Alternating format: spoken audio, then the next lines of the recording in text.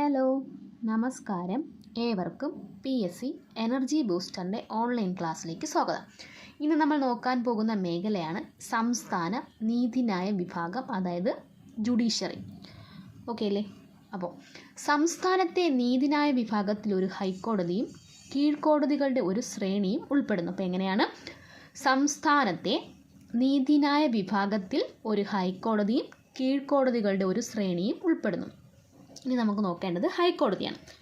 ഹൈക്കോടതി സുപ്രീം കോടതിക്കും കീഴ്ക്കോടതികൾക്കും മധ്യയാണ് ഹൈക്കോടതിയുടെ സ്ഥാനം. അപ്പോൾ സുപ്രീം കോടതിക്കും കീഴ്ക്കോടതികൾക്കും മധ്യയാണ് എന്തിൻ്റെ സ്ഥാനം? ഹൈക്കോടതികളുടെ സ്ഥാനം. ഒരു സംസ്ഥാനത്തിൻ്റെ ജുഡീഷ്യൽ അഡ്മിനിസ്ട്രേറ്ററിൽ ഉന്നത സ്ഥാനം വഹിക്കുന്നത് ഹൈക്കോടതികളാണ്. അപ്പോൾ ഒരു സംസ്ഥാനത്തിൻ്റെ ജുഡീഷ്യൽ അഡ്മിനിസ്ട്രേഷനിൽ ഉന്നത സ്ഥാനം വഹിക്കുന്നത് ആരാണ്? ഹൈക്കോടതിയാണ്. ഇന്ത്യൻ ഭരണഘടനയുടെ ഏത് ഭാഗത്താണ് ഹൈക്കോടതിയെക്കുറിച്ച് പ്രതിപാദിക്കുന്നത്? 6-ാം ഭാഗം. അപ്പം PSC ചോദിക്കാം, ഏത് ഭാഗത്തിലാണ് പ്രതിപാദിക്കുന്നതെന്ന് ചോദിച്ചു കഴിഞ്ഞാൽ 6-ാം ഭാഗത്തിലാണ്. ഇന്ത്യൻ ഭരണഘടനയുടെ ഏത് ഭാഗത്താണ് ഹൈക്കോടതികളെക്കുറിച്ച് പ്രതിപാദിക്കുന്നത്? 6-ാം ഭാഗം. ഹൈക്കോടതിയെക്കുറിച്ച് പ്രതിപാദിക്കുന്ന അനുച്ഛേദങ്ങളാണ് ആർട്ടിക്കിൾ 214, 231. അപ്പം ഹൈക്കോടതിയെക്കുറിച്ച് പ്രതിപാദിക്കുന്ന അനുച്ഛേദങ്ങൾ ചോദിച്ചു കഴിഞ്ഞാൽ ഏതാണ്? ആർട്ടിക്കിൾ 214, 231.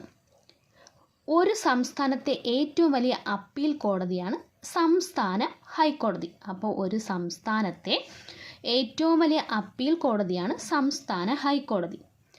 ഇന്ത്യൻ ഹൈക്കോർട്ട് ആക്ട് പാസാക്കിയ വർഷം 1861. അപ്പോൾ ഇന്ത്യൻ ഹൈക്കോർട്ട് ആക്ട് പാസ്സാക്കപ്പെട്ട വർഷം എന്നാണ്? 1861. ഇന്ത്യയിൽ നിലവിൽ വന്ന ആദ്യ 4 ഹൈക്കോടതികൾ: 1 കൽക്കട്ട 1862, രണ്ടാമത്തത് ബോംബെ 1862, മൂന്നാമത് മദ്രാസ് 1862, നാലാമത് അലഹബാദ് 1866. അപ്പോൾ നോക്കിക്കോ, കൽക്കട്ട, ബോംബെ, മദ്രാസ് എന്നിവയൊക്കെ വന്നത് ഒരേ വർഷമാണ്, 1862. അലഹബാദ് മാത്രമാണ് 1866. അപ്പോൾ ഇന്ത്യയിൽ നിലവിൽ വന്ന ആദ്യ 4 ഹൈക്കോടതികളാണ് കൽക്കട്ട, ബോംബെ, മദ്രാസ്, അലഹബാദ്. ഇന്ത്യൻ ഭരണഘടനയിൽ സംസ്ഥാനങ്ങൾക്ക് ഹൈക്കോടതി ഉണ്ടായിരിക്കണമെന്ന് പ്രതിപാദിക്കുന്നത് അനുച്ഛേദം 214. അപ്പോൾ ഇന്ത്യൻ ഭരണഘടനയിൽ സംസ്ഥാനങ്ങൾക്ക് ഹൈക്കോടതി ഉണ്ടായിരിക്കണമെന്ന് പ്രതിപാദിക്കുന്നതാണ് അനുച്ഛേദം 214. ഏതു ഭരണഘടനാ ഭേദഗതിയിലൂടെയാണ് 2 അതിലധികമോ സംസ്ഥാനങ്ങൾക്ക് ഒരു ഹൈക്കോടതി ആകാം എന്ന് പ്രതിപാദിച്ചിരിക്കുന്നത്? അപ്പോൾ ഏത് ഭരണഘടനാ ഭേദഗതിയിലൂടെയാണ് 2 അതിലധികമോ സംസ്ഥാനങ്ങൾക്ക് ഒരു ഹൈക്കോടതി ആകാമെന്ന് പ്രതിപാദിക്കുന്നത്? 7-ാം ഭരണഘടനാ ഭേദഗതി 1956. ഏത് ഭരണഘടനാ ഭേദഗതി? 7-ാം ഭരണഘടനാ ഭേദഗതി വർഷം 1956. നമുക്ക് കുറച്ച് കൺഫ്യൂസിംഗ് ആയിട്ട് വരുന്ന കാര്യങ്ങളാണ്. ഇന്ത്യൻ ഹൈക്കോർട്ട് നിയമം നിലവിൽ വന്നപ്പോൾ വൈസ്രോയി ആരായിരുന്നു? കാനിങ് പ്രഭു ആയിരുന്നു. അപ്പം ഇന്ത്യൻ ഹൈക്കോർട്ട് നിയമം നിലവിൽ വന്നപ്പോൾ വൈസ്രോയി ആരാണ്? കാനിങ് പ്രഭുവാണ്. എന്നാൽ ഇന്ത്യയിൽ ആദ്യത്തെ ഹൈക്കോടതി സ്ഥാപിക്കുമ്പോൾ വൈസ്രോയി ലോർഡ് എൽജിൻ. അപ്പം ഇന്ത്യയിൽ ആദ്യത്തെ ഹൈക്കോടതി സ്ഥാപിക്കുമ്പോൾ വൈസ്രോയി ആരാണ്? Lord Elgin. ഇന്ത്യൻ ഹൈക്കോർട്ട് നിയമം നിലവിൽ വന്നപ്പോൾ വൈസ്രോയി കാനിങ് പ്രഭുവും ഇന്ത്യയിൽ ആദ്യത്തെ ഹൈക്കോടതി സ്ഥാപിക്കുമ്പോൾ വൈസ്രോയി ലോർഡ് എൽജിനും. ഹൈക്കോടതികളുടെ അധികാര പരിധി വർദ്ധിപ്പിക്കാൻ അധികാരമുള്ളതാർക്ക്? പാർലമെൻറ്റ്. അപ്പോൾ ഹൈക്കോടതികളുടെ അധികാര പരിധി വർദ്ധിപ്പിക്കാൻ അധികാരമുള്ളതാർക്കാണ്? പാർലമെൻറ്റ്. MP-മാരുടെയും MLA-മാരുടെയും ഇലക്ഷൻ തർക്കങ്ങൾ പരിഹരിക്കാൻ അധികാരമുള്ള കോടതിയാണ് ഹൈക്കോടതി. അപ്പോൾ MP-മാരുടെയും MLA-മാരുടെയും ഇലക്ഷനിടയിലുള്ള തർക്കങ്ങളില്ലേ, ആ തർക്കങ്ങൾ പരിഹരിക്കാൻ അധികാരമുള്ള കോടതി ഏതാണ്? ഹൈക്കോടതിയാണ്. ഹൈക്കോടതി ജഡ്ജിമാരുടെ നിയമനം. ഓരോ ഹൈക്കോടതിയിലും ഒരു ചീഫ് ജസ്റ്റിസും അദ്ദേഹത്തിന് സഹായിയായി ജഡ്ജിമാരുടെ ഒരു പാനലും ഉണ്ടായിരിക്കണം. അപ്പോൾ എങ്ങനെയാണ്? ഒരു ഹൈക്കോടതിയും ഒരു ചീഫ് ജസ്റ്റിസും അദ്ദേഹത്തിന് സഹായിയായി ഒരു ജഡ്ജിമാരുടെ ഒരു പാനലും ഉണ്ടായിരിക്കണം. ഹൈക്കോടതി ജഡ്ജിമാരെ നിയമിക്കുന്നത് ആരാണ്? രാഷ്ട്രപതി. അപ്പോൾ ഹൈക്കോടതി ജഡ്ജിമാരെ നിയമിക്കുന്നത് ആരാണ്? രാഷ്ട്രപതി. ഹൈക്കോടതി ചീഫ് ജസ്റ്റിസിനെ നിയമിക്കുന്നതിനായി പ്രസിഡന്റ് ആരെയെല്ലാം ആലോചന നടത്തിയിരിക്കണം? അപ്പോൾ ഹൈക്കോടതിയിൽ ഒരു ചീഫ് ജസ്റ്റിനെ നിയമിക്കുന്നതിനായി പ്രസിഡന്റ് ആരെയെല്ലാം ആലോചന നടത്തിയിരിക്കണം എന്ന് ചോദിച്ചാൽ സുപ്രീം കോടതി ചീഫ് ജസ്റ്റിസ്. ആരാണ്? സുപ്രീം കോടതി ചീഫ് ജസ്റ്റിസ്, പ്രസ്തുത സംസ്ഥാനത്തെ ഗവർണർ. ആരാണ്? ഇപ്പം കേരളത്തിലെ ആണെങ്കിൽ കേരളത്തിലെ ഗവർണർ. അപ്പോൾ പ്രസ്തുത സംസ്ഥാനത്തെ ഗവർണർ. ഹൈക്കോടതി ചീഫ് ജസ്റ്റിസിനെ നിയമിക്കുന്നതിനായി പ്രസിഡന്റ് ആരെയെല്ലാം ആലോചന നടത്തിയിരിക്കണം എന്ന് ചോദിച്ചാൽ സുപ്രീം കോടതി ചീഫ് ജസ്റ്റിസ്, പ്രസ്തുത സംസ്ഥാനത്തെ ഗവർണർ. അടുത്തത്, ഹൈക്കോടതി ജഡ്ജിനെ നിയമിക്കുന്നതിനായി പ്രസിഡന്റ് ആരെയെല്ലാം ആലോചന നടത്തിയിരിക്കണം? അപ്പോൾ ഹൈക്കോടതി ജഡ്ജിനെ നിയമിക്കുന്നതിനായി പ്രസിഡന്റ് ആരെയെല്ലാം ആലോചന നടത്തിയിരിക്കണം എന്ന് ചോദിച്ചാൽ സുപ്രീം കോടതി ചീഫ് ജസ്റ്റിസ്, പ്രസ്തുത സംസ്ഥാന ഗവർണർ. പ്രസ്തുത സംസ്ഥാനത്തെ ഹൈക്കോടതി ചീഫ് ജസ്റ്റിസ് കൂടെ വേണം. അപ്പോൾ ആരൊക്കെയാണ് വേണ്ടത്? സുപ്രീം കോടതി ചീഫ് ജസ്റ്റിസ് വേണം, പ്രസ്തുത സംസ്ഥാനത്തെ ഗവർണർ വേണം, പ്രസ്തുത സംസ്ഥാനത്തെ ഹൈക്കോടതി ചീഫ് ജസ്റ്റിസും വേണം. ഭരണഘടനാ പ്രകാരം ഓരോ സംസ്ഥാനത്തെയും ഹൈക്കോടതി ജഡ്ജിമാരുടെ എണ്ണം നിശ്ചയിക്കപ്പെട്ടിട്ടില്ല. അപ്പോൾ എങ്ങനെയാണ്? ഭരണഘടനാ പ്രകാരം എന്താണ്? ഓരോ സംസ്ഥാനത്തെയും ഹൈക്കോടതി ജഡ്ജിമാരുടെ എണ്ണം എന്ത് ചെയ്തിട്ടില്ല? നിശ്ചയിക്കപ്പെട്ടിട്ടില്ല. കാലാകാലങ്ങളിൽ ജോലിഭാരം അനുസരിച്ച് പ്രസിഡന്റിന് ജഡ്ജിമാരുടെ എണ്ണത്തിൽ വ്യത്യാസം വരുത്താവുന്നതാണ്. അപ്പോൾ കാലാകാലങ്ങളിൽ ജോലിഭാരം അനുസരിച്ച് എന്ത് ചെയ്യാം? പ്രസിഡന്റിന് ജഡ്ജിമാരുടെ എണ്ണത്തിൽ എന്ത് ചെയ്യാം? വ്യത്യാസം വരുത്താവുന്നതാണ്. ഹൈക്കോടതി ജഡ്ജിമാരുടെ യോഗ്യതകളാണ് നോക്കാൻ പോകുന്നിടത്ത്. ഹൈക്കോടതി ജഡ്ജിമാരുടെ യോഗ്യതകൾ.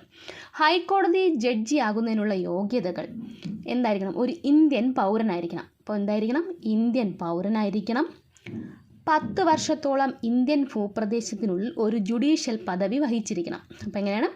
10 വർഷത്തോളം ഇന്ത്യൻ ഭൂപ്രദേശത്തിനുള്ളിൽ ഒരു ജുഡീഷ്യൽ പദവി വഹിച്ചിരിക്കണം. അല്ലെങ്കിൽ 10 വർഷം ഏതെങ്കിലും ഹൈക്കോടതിയിൽ അഭിഭാഷകനായി സേവനം അനുഷ്ഠിച്ചിരിക്കണം. അപ്പോൾ എന്തൊക്കെയാണ്? ഒരു ഇന്ത്യൻ പൗരനായിരിക്കണം, 10 വർഷത്തോളം ഇന്ത്യൻ ഭൂപ്രദേശത്തിനുള്ളിൽ ഒരു ജുഡീഷ്യൽ പദവി വഹിച്ചിരിക്കണം, 10 വർഷം ഏതെങ്കിലും ഹൈക്കോടതിയിൽ അഭിഭാഷകനായി എന്ത് ചെയ്തിരിക്കണം? സേവനം അനുഷ്ഠിച്ചിരിക്കണം.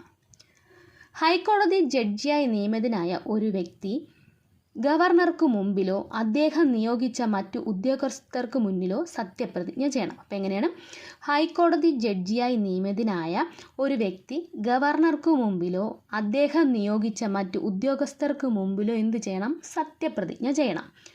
ജഡ്ജിയായി നിയമിക്കുന്നതിനുള്ള കുറഞ്ഞ പ്രായം ഭരണഘടനയിൽ നിശ്ചയിച്ചിട്ടില്ല. അപ്പം ജഡ്ജിയായി നിയമിക്കുന്നതിനുള്ള കുറഞ്ഞ പ്രായം എന്ത് ചെയ്തിട്ടില്ല? ഭരണഘടനയിൽ നിശ്ചയിച്ചിട്ടില്ല. അപ്പോൾ ഏത് പ്രായത്തിലാണോ ജഡ്ജി ആവാമെന്നാണ്. ശമ്പളവും അലവൻസുകളും. ഹൈക്കോടതി ജഡ്ജിമാരുടെ ശമ്പളം, അലവൻസുകൾ, അവധി, പെൻഷൻ എന്നിവ നിശ്ചയിക്കുന്നത് ആരാണ്? പാർലമെൻറ്റാണ്. അപ്പോൾ ഹൈക്കോടതിയിലെ ജഡ്ജിമാരുടെ ശമ്പളം, അലവൻസുകൾ, അവധി, പെൻഷൻ എന്നിവ നിശ്ചയിക്കുന്നത് ആരാണ്? പാർലമെൻറ്റാണ്. ഹൈക്കോടതി ജഡ്ജിമാരുടെ ശമ്പളം കുറയ്ക്കുന്നതിനുള്ള ഒരേ ഒരു സാഹചര്യം സാമ്പത്തിക അടിയന്തരാവസ്ഥയാണ്. അപ്പം സാമ്പത്തിക അടിയന്തരാവസ്ഥ വന്നു കഴിഞ്ഞാൽ എന്ത് ചെയ്യാം? ഹൈക്കോടതി ജഡ്ജിമാരുടെ ശമ്പളം എന്ത് ചെയ്യാം? കുറയ്ക്കുന്നതിനുള്ള ആ ഒരു സാഹചര്യമാണ്. വിരമിച്ച ചീഫ് ജസ്റ്റിസും ജഡ്ജിമാർക്കും അവസാനമെടുത്ത ശമ്പളത്തിൻ്റെ 50% പ്രതിമാസ പെൻഷനായി ലഭിക്കുന്നു. അപ്പോൾ എങ്ങനെയാണ്? വിരമിച്ച ചീഫ് ജസ്റ്റിസും ജഡ്ജിമാർക്കും അവസാനമെടുത്ത ശമ്പളത്തിൻ്റെ 50% എന്ത് ചെയ്യുന്നു? പ്രതിമാസ പെൻഷനായി ലഭിക്കുന്നു. ഹൈക്കോടതി ചീഫ് ജസ്റ്റിസിൻ്റെ പ്രതിമാസ ശമ്പളമാണ് 2,50,000 രൂപ. ഹൈക്കോടതി ചീഫ് ജസ്റ്റിസിൻ്റെ പ്രതിമാസ ശമ്പളം 2,50,000 രൂപ. ഹൈക്കോടതി ജഡ്ജിയുടെ പ്രതിമാസ ശമ്പളമാണ് 2,25,000 രൂപ. അപ്പോൾ ഹൈക്കോടതി ജഡ്ജിയുടെ പ്രതിമാസ ശമ്പളം 2,25,000 രൂപ. ജഡ്ജിമാരുടെ ശമ്പളവും ആനുകൂല്യങ്ങളും വകയിരുത്തുന്നത് സംസ്ഥാനത്തെ കൺസോളിഡേറ്റ് ഫണ്ടിൽ നിന്നുമാണ്. അപ്പോൾ ജഡ്ജിമാരുടെ ശമ്പളവും ആനുകൂല്യങ്ങളും വകയിരുത്തുന്നത് എങ്ങനെയാണ്? സംസ്ഥാനത്തെ കൺസോളിഡേറ്റ് ഫണ്ടിൽ നിന്നാണ്. എന്നാൽ ജഡ്ജിമാരുടെ പെൻഷൻ വകയിരുത്തുന്നത് കൺസോളിഡേറ്റ് ഫണ്ട് ഓഫ് ഇന്ത്യയിൽ നിന്നാണ്. അപ്പോൾ പെൻഷൻ എവിടെ നിന്നാണ്? കൺസോളിഡേറ്റ് ഫണ്ട് ഓഫ് ഇന്ത്യയിൽ നിന്നാണ്. അപ്പോൾ എന്താണ്? ജഡ്ജിമാരുടെ ശമ്പളവും ആനുകൂല്യങ്ങളും വകയിരുത്തുന്നത് എവിടെയാണ്? സംസ്ഥാനത്തെ കൺസോളിഡേറ്റ് ഫണ്ടിൽ നിന്നാണ്. എന്നാൽ ജഡ്ജിമാരുടെ പെൻഷൻ വകയിരുത്തുന്നത് എവിടെ നിന്നാണ്? കൺസോളിഡേറ്റ് ഫണ്ട് ഓഫ് ഇന്ത്യയിൽ നിന്നാണ്. ഇനി ജഡ്ജിമാരുടെ കാലാവധി. ഹൈക്കോടതി ജഡ്ജിയുടെ കാലാവധി ഭരണഘടന നിശ്ചയിച്ചിട്ടില്ല. അപ്പോൾ ഹൈക്കോടതി ജഡ്ജിയുടെ കാലാവധി എന്ത് ചെയ്തിട്ടില്ല? ഭരണഘടന നിശ്ചയിച്ചിട്ടില്ല. എന്നിരുന്നാലും ഹൈക്കോടതി ജഡ്ജിയുടെ കാലാവധിയുമായി ബന്ധപ്പെട്ട് ഭരണഘടനയിൽ പ്രതിപാദിച്ചിരിക്കുന്ന 4 വ്യവസ്ഥകളുണ്ട്. 62 വയസ്സ് തികയുന്നത് വരെ അദ്ദേഹം ഈ പദവി വഹിക്കുന്നു. അപ്പോൾ എത്ര വയസ്സ് തികയുന്നത് വരെ? 62 വയസ്സ് തികയുന്നത് വരെ അദ്ദേഹം ഈ പദവി വഹിക്കുന്നു. ജഡ്ജിമാരുടെ പ്രായത്തിൻ്റെ കാര്യത്തിൽ തീരുമാനമെടുക്കുന്നത് പ്രസിഡൻ്റാണ്. അപ്പോൾ ജഡ്ജിമാരുടെ കാര്യത്തിൽ തീരുമാനമെടുക്കുന്നത് പ്രസിഡൻ്റാണ്. ഇന്ത്യയുടെ ചീഫ് ജസ്റ്റിസുമായി കൂടിയാലോചിക്കുമെങ്കിലും അന്തിമ തീരുമാനം പ്രസിഡൻ്റേതാണ്. അപ്പോൾ എന്താണ്? 62 വയസ്സ് തികയുന്നത് വരെ അദ്ദേഹം ഈ പദവി വഹിക്കുന്നു. ജഡ്ജിമാരുടെ പ്രായത്തിൻ്റെ കാര്യത്തിൽ തീരുമാനമെടുക്കുന്നത് പ്രസിഡൻ്റാണ്. ഇന്ത്യയുടെ ചീഫ് ജസ്റ്റിസുമായി കൂടിയാലോചിക്കുമെങ്കിലും അന്തിമ തീരുമാനം പ്രസിഡൻറ്റിൻ്റേതുമാണ്. ഹൈക്കോടതി ജഡ്ജിമാർ രാജിക്കത്ത് നൽകേണ്ടത് രാഷ്ട്രപതിക്കാണ്. അപ്പോൾ രാജിക്കത്ത് ആർക്കാണ് നൽകേണ്ടത്? രാഷ്ട്രപതിക്കാണ്. പാർലമെൻറ്റിൻ്റെ ശുപാർശ പ്രകാരം രാഷ്ട്രപതിക്ക് ജഡ്ജിയെ തൽസ്ഥാനത്ത് നിന്ന് നീക്കം ചെയ്യാം. അപ്പോൾ പാർലമെൻറ്റിൻ്റെ ശുപാർശ പ്രകാരം എന്ത് ചെയ്യാം? രാഷ്ട്രപതിക്ക് ജഡ്ജിയെ എന്ത് ചെയ്യാം? തൽസ്ഥാനത്ത് നിന്ന് നീക്കം ചെയ്യാം. സുപ്രീം കോടതി ജഡ്ജിയായി നിയമിക്കപ്പെടുമ്പോഴോ മറ്റൊരു ഹൈക്കോടതിയിലേക്ക് സ്ഥലം മാറ്റപ്പെടുമ്പോഴോ ജഡ്ജിക്ക് പഴയ സ്ഥാനം നഷ്ടപ്പെടും. അപ്പോൾ എങ്ങനെയാണ്? സുപ്രീം കോടതി, ഇപ്പം നമ്മുടെ സുപ്രീം കോടതി ജഡ്ജിയായി നിയമിക്കപ്പെടുമ്പോഴോ മറ്റൊരു ഹൈക്കോടതിയിലേക്ക് സ്ഥലം മാറ്റപ്പെടുമ്പോഴോ ജഡ്ജിക്ക് എന്ത് ചെയ്യാം? പഴയ സ്ഥാനം നഷ്ടപ്പെടാം. ഇനി ജഡ്ജിമാരെ നീക്കം ചെയ്യൽ. രാഷ്ട്രപതിയുടെ ഉത്തരവിലൂടെ ഒരു ഹൈക്കോടതി ജഡ്ജിയെ നീക്കം ചെയ്യാം. അപ്പോൾ രാഷ്ട്രപതിയുടെ ഉത്തരവിലൂടെ നമുക്ക് എന്ത് ചെയ്യാം? ഒരു ഹൈക്കോടതി ജഡ്ജിയെ എന്ത് ചെയ്യാം? നീക്കം ചെയ്യാം.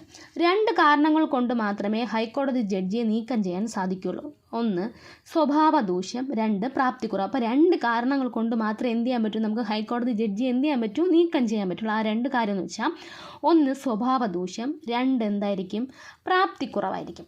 അടുത്ത് നീക്കം ചെയ്യൽ പ്രമേയം ലോകസഭയിൽ 100 അംഗങ്ങളും രാജ്യസഭയിൽ 50 അംഗങ്ങളും ഒപ്പുവെച്ച് സ്പീക്കർക്കോ ചെയർമാനോ നൽകണം. അപ്പോൾ എങ്ങനെയാണ് നീക്കം ചെയ്യൽ പ്രമേയം? ലോകസഭയിൽ എത്ര അംഗങ്ങൾ? 100 അംഗങ്ങൾ. രാജ്യസഭയിൽ എത്ര വേണം? 50 അംഗങ്ങൾ. ശ്രദ്ധിച്ചോ, ലോകസഭയിൽ 100ഉം രാജ്യസഭയിൽ 50 അംഗങ്ങൾ ഒപ്പുവെച്ച് സ്പീക്കർക്കോ ചെയർമാനോ നൽകണം. ആർക്കാണ്? സ്പീക്കർക്കോ ചെയർമാനോ നൽകണം.